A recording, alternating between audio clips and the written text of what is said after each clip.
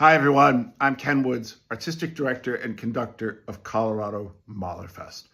We're extremely excited about this year's festival, which will feature as its high point Mahler's Sixth Symphony.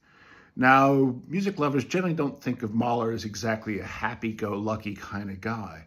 But actually, out of all of his symphonies, the Sixth is the only one that really ends bleakly. It's the only one that ends in a minor key. It's the only one that's really tragic.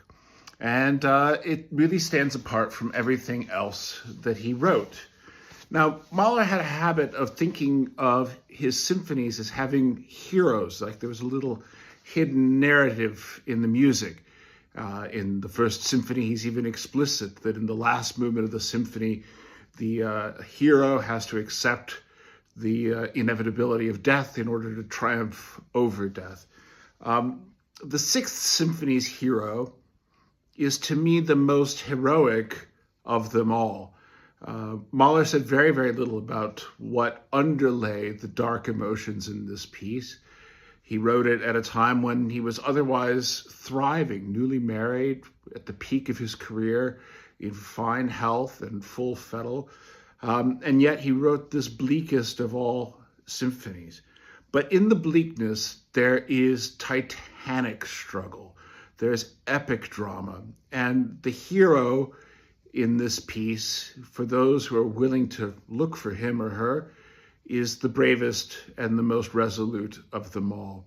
Not least because it's pretty clear from early in the work that this work will have a tragic outcome.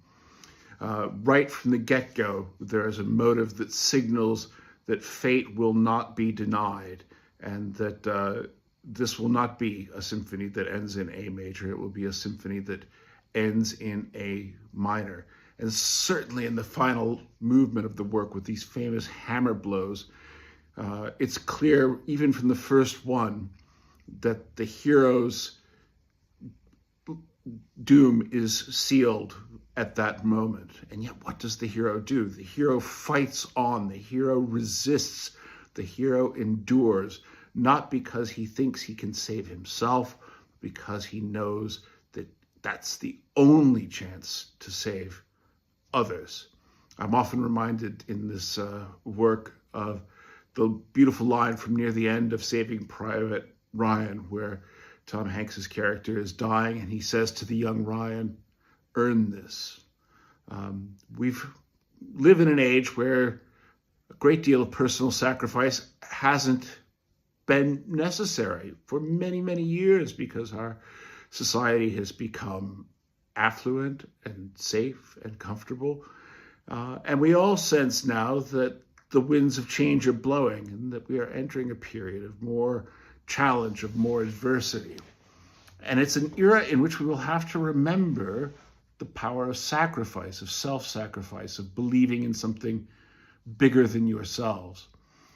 I proposed the theme for this year's festival over 2 years ago, the idea of defiance, resistance, remembrance, really just as a way to illuminate Mahler's work. But of course, in the last several months, as political tensions have risen all over the country, I've been asked countless times, is this a response to the election? Are you politicizing music? Well, music doesn't need me to politicize it. Music expresses all facets of human experience. And across the week, we will look at music that survived the Holocaust, music that was composed under the oppression of the Soviet regime in the 1960s. We'll look at many, many ways in which music has stood up and told stories that powerful voices didn't want to have told. And Mahler tells us that the hero's job is not to guess when it's the right time to say these things for their own success and aggrandizement, but the hero tells the truth and fights for the right cause, regardless of whether or not he or she is going to be successful individually. And in fact, what makes the Sixth Symphony not depressing and nihilistic, but uplifting and cathartic and infinitely inspiring is that Mahler gives us this vision of a hero who will fight to their last breath for something larger than themselves, where there's no benefit in it for them, except to know that they did the best with their life that they could. So I hope you'll join us for a thrilling week of music by composers like Erich Wolfgang Korngold, Victor Ullmann, William Grant Still, and many, many more. But at the heart of it all will be the music of Gustav Mahler. I look forward to seeing you there.